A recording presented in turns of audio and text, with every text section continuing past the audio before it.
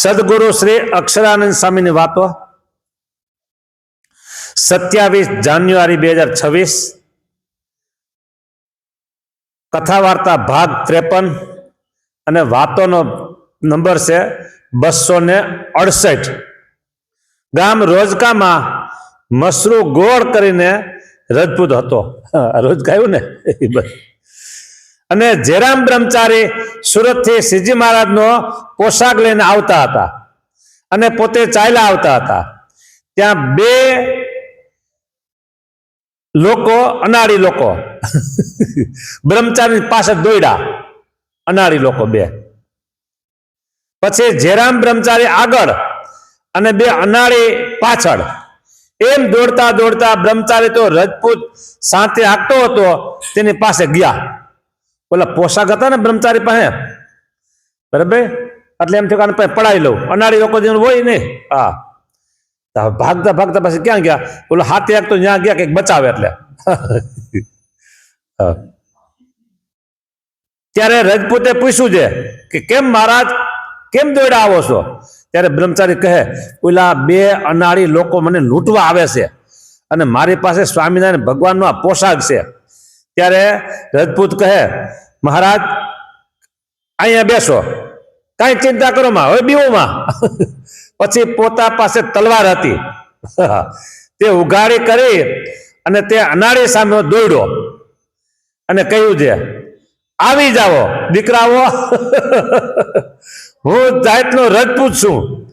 પછી તે અનાળી ભાગી ગયા અને બ્રહ્મચારીને સાથી ઉપર બેસાડી પોતાને ઘેર લાવ્યો। હાથી ઓલો કઢામણું હોય ને એની પર બેસાડી પોતાને ઘેર લાવ્યો અને રસોઈ કરાવી બ્રહ્મચારીને જમાડ્યા।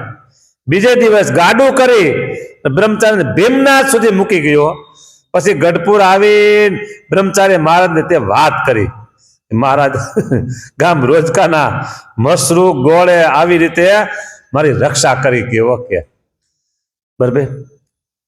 હવે સાંભળો, અત્યારે મેં થોડીક વાર પહેલા વડતાલના મહેમાનની વાત કરીને, વડતાલના મહેમાનની વાત કરીને, હવે આ જે મસરૂ ગોળ છે એને કઈ ભજન કર્યું હતું સ્વામિનારાયણ કોણ છે ખબર હતી? કઈ નહોતું કર્યું। હવે એ અંતકાળ આવશે, જાહે ક્યાં? થઈ ગયું કામ બરાબર?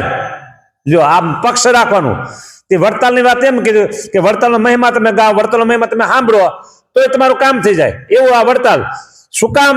કે એને સાક્ષાત પુરુષોત્તમ નારાયણનો સંબંધ છે, એ સંબંધથી કામ કરે છે। અને જો તમારા સગા સંબંધી હોય અને કાંઈક એવો પ્રસંગ હોય અને પૈસાને કંઈક ખેંચ પડતી હોય અને તમારા નજીકના સંબંધી હોય તો તમારે દેવા પડે કે ન દેવા પડે? શું કામ દેવા પડે? સંબંધી છે એટલે શું કહો, એ અમારા સંબંધમાં છે એટલે દેવા પડે પૈસા। એમ આને ભગવાન સ્વામિનારાયણ સંબંધ છે વડતાલને, આ બ્રહ્મચારી સ્વામિનારાયણ છે એટલે બધું કામ કરે છે ભગવાન સ્વામિનારાયણ। હવે શું આવશે એના ફળનું એ વાંચું, મેં તો આગળ વાંચ્યું નથી કાંઈ। અને ઓલો ફળ પણ આવી ગયો કે હું જાતનો રજપૂત, આવી જાઓ દીકરાઓ કે આ ખુલ્લી તલવાર તમારી માં નહીં થાય કે ઓલા ભાઈ ગા સીધા। એટલે બ્રહ્મચારી કે મહારાજ ગામ રોજકાના મસરૂ ગોળે આવી રીતે અમારી રક્ષા કરી। મહારાજ કહે તે અહીંયા દર્શને આવે ત્યારે મને સંભાળજો કે યાદ કરજો કે। પછી તે જ્યારે ગઢપુર આવ્યા ત્યારે બ્રહ્મચારીએ ઓળખાણ પાડી।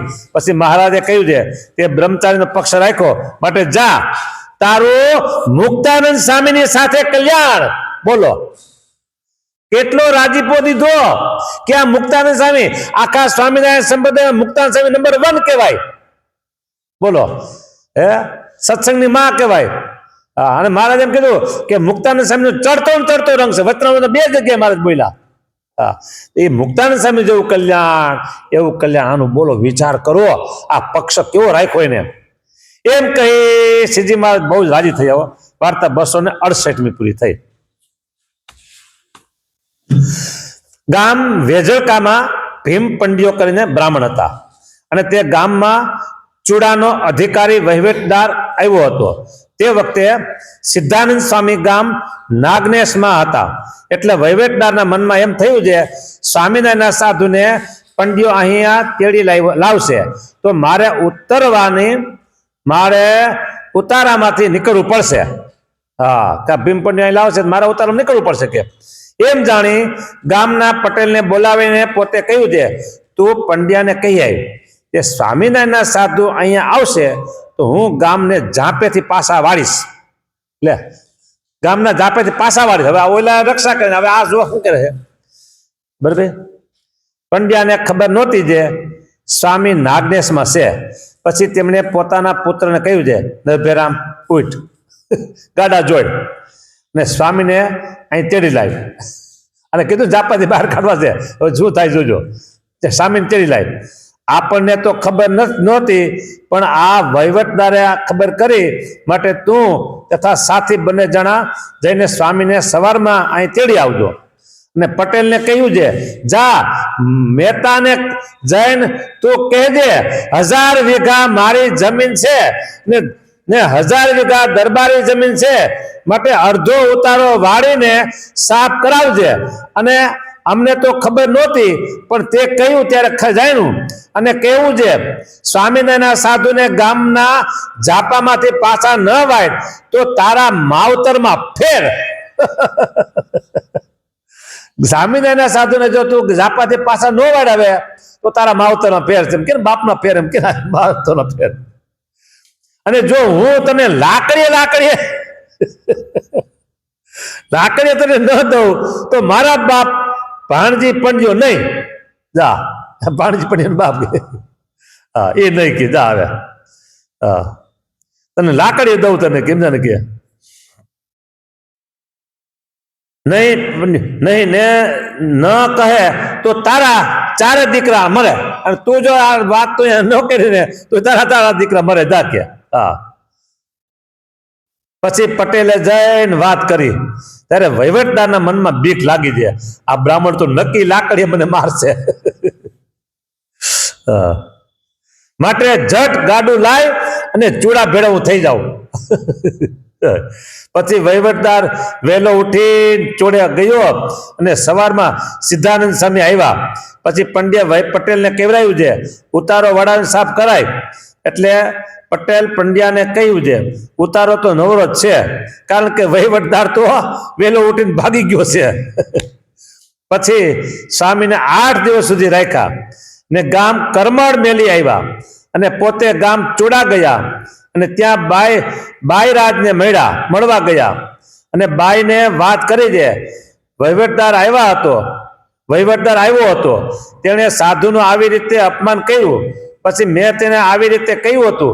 પછી બાઈ બોલ્યા છે મારા પિત્યાને લાકડીએ દેવો હતો ને. આ બાઈનો શબ્દ, મારા પિત્યાને લાકડીએ દેવો હતો ને. પછી પંડ્યે બાઈને કહ્યું છે આપણા સાધુને ઉતરવા માટે મંદિર કરવું છે, હવે તો કોઈ સારા ઠેકાણે જગ્યા અપાવો. પછી તે બાઈએ તે વહીવટદારને બોલાવીને કહ્યું છે પંડ્યા કહે તેટલી જગ્યા આપજે અને મંદિર ચણાવવાનો ખર્ચ થાય તે રાજ તરફથી આપજે. પછી તે ગામમાં મંદિર કરાવ્યું. વેજરકા, આ ભીમ પંડ્યાનું ગામ જો.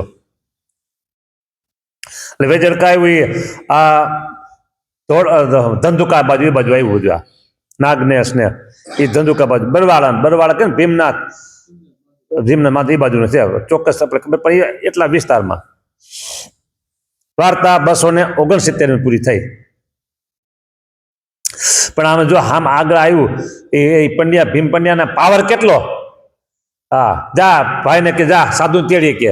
હા ભલે, પછી જોઈ લે વહીવટદાર શું કરે છે કે. અને પાછું મોટે મોટ કેવું એટલે હવે તું સાધુને ગામને જાપે ન માર તો તારા માવતરના ફેર એમ કેવું એટલે કાંઈ એ થોડી હિંમત કહેવાય. હા બરાબર, કેટલી હિંમત એનામાં. હા, અને જો હું તને ન મારું તો કેમ તારા માવતર ફેર કે. હા બોલો. અને પછી કે પટેલે કે તું નો કે તારા 4 દીકરા મરે કે. એટલે પટેલે કહેવા જવું પડે સમાચાર દેવા. અને પછી આવ્યા અહીંયા બરાબર, બાઈને વાત કરી. હા, પોતે ગામ ચોડા ગયા અને ત્યાં બાઈ રાજને મળ્યા. એટલે કોઈ મહિલા કોઈ રાજ કરતા હશે એને મેળે વાત બધી કરી કે આવું થયું છે કે મારા પિત્યાને લાકડે મારવો તો ને તો કે. હા, વાર્તા 270મી. ગામ નાગનેશમાં સાધુ ગયા હતા અને ગામના અમલદારો આ બધા કુસંગી હતા. પછી સાધુ જ્યારે નાહવા જાય ત્યારે તેમણે કોઈ નિર્લજ બાઈને શીખવાડેલ તે તારે સ્વામિનારાયણના સાધુની પાછળ દોડવું. એટલે સાધુ જ્યારે નાહવા નિસરે ત્યારે તે બાઈ તેમની પાસે દોડે. એટલે સાધુ આડા આવડા દેખાઈને ભાગી જાય. તે તમાશો જોઈને નેતાઓ એકબીજા સામે જોઈને હસે, અમલદારો બધા, અને સાધુની મશ્કરી કરે. પછી સાધુએ એક દિવસ તે ગામના મનોહરદાસ કરીને વાણિયા હરિભગત હતા, તેમને વાત કરી દે. મનોહરદાસભાઈ, એક ભાઈ અમને દરરોજ હેરાન કરે છે. ઓકે. પછી તે વાણીઓ આગળથી ઝાડમાં હંતાઈ ગયો. ઝાડું હોય ને, ઘાસના હોય, બોરડા હોય, એમાં હંતાઈ ગયો ને બેઠો. પછી સાધુ જ્યારે નાહવા નીચરા ત્યારે તે ઓલી પેલી બાઈ સંતની પાસે દોડી. ત્યારે વાણીએ પોતાના પગમાંથી જોડો કાઢીને તે બાઈને ખૂબ મારી. જોડો કાઢી, બીજું અત્યારે રહેવા જવું. ખૂબ મારી અને અમલદારોને કહ્યું છે, હું વઢવાણ ફરિયાદ કરવા જાઉં છું. જે આવી રીતે તમે અધર્મ કરો છો. પછી અમલદારોએ પગે લાગીને વાણિયાને પાછો વાળ્યો. ભાઈ સમજાવો મને, મારો રોટો બંધ થઈ જાય કે. વાર્તા 270મી પૂરી. વાર્તા વાંચ લો, 2-3 મિનિટ. હા, વાર્તા 271મી. ગામ પાલીતાણામાં સાધુ ફરવા ગયા હતા અને ત્યાં ધોબીનો આરો છે, ત્યાં નાહવા જતા. પછી ધોબીની સ્ત્રીઓ સાધુની પાસે દોડે, લાવો સ્વામિનારાયણ, તમારા લુગડા ધોઈ દઈએ. એટલે સાધુ છેટા ભાગે અને સૌ દાંત કાઢે. એમ ઘણા દિવસ સાધુને એ લોકોએ હેરાન કર્યા. પછી એક દિવસ સાધુએ ત્યાં ત્રિકમજી રાજગર બ્રાહ્મણ હતા તેને વાત કરી છે, અમને આવી રીતે લોકો તથા આ લોકો અમને હેરાન કરે છે ને ઉપવાસ પડાવે છે ને તે નિત્ય હેરાન કરે. પછી ત્રિકમજી આગળથી જઈ અને ગુપ્તપણે બેઠા. ત્યારે જે વખતે સાધુ નાવા નીચરા અને તે સ્ત્રીઓ પાસે દોડી. પછી ત્રિકમજી રાજગર ઊભા થઈને તેને તથા તેમની સ્ત્રીઓને જોડે જોડે માર્યા બધાને. હા.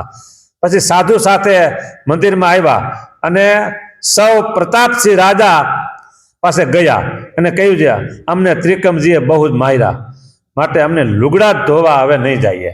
પછી દરબાર કહે, ત્રિકમજીને અહીં બોલાવો. તેમના મોટા ભાઈ લખભા રાજાના કારભારી હતા. પછી ત્રિકમજી રાજગરને હજુર પાસે બોલાવી ગયા. ત્યારે દરબારે ત્રિકમજીને પૂછ્યું છે, તમે કેમ માર્યા ઓલા લોકોને? ત્યારે ત્રિકમજી કહે, માર્યા કેમ માર્યા? શું મારા સાધુનો ઉપવાસ પડાવે તે સારું માર્યા. દરબાર કહે, તે તો ગાંડા છે, લુગડું કાઢી નાખ. ના, લુગડા કાઢી નાખશે. ત્યારે ત્રિકમજી કહે, હું પણ ગાંડો છું ને? એમ કહીને ઉપર લુગડાને કાઢી નાખ્યા.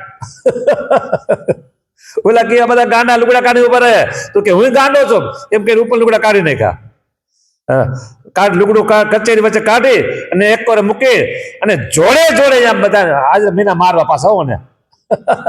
જોડે જોડે મારવા મીંડા અને કહ્યું છે, આમ માર્યા. તમે કહેતો કેમ માર્યા? લ્યો તમને બતાવ્યું કે. પછી સૌ કેવા લાગ્યા છે, હવે ભલો થઈ તારું લુગડું પહેરી લે.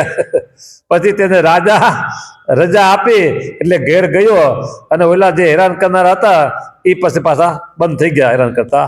જય સ્વામિનારાયણ. શ્રીપતિ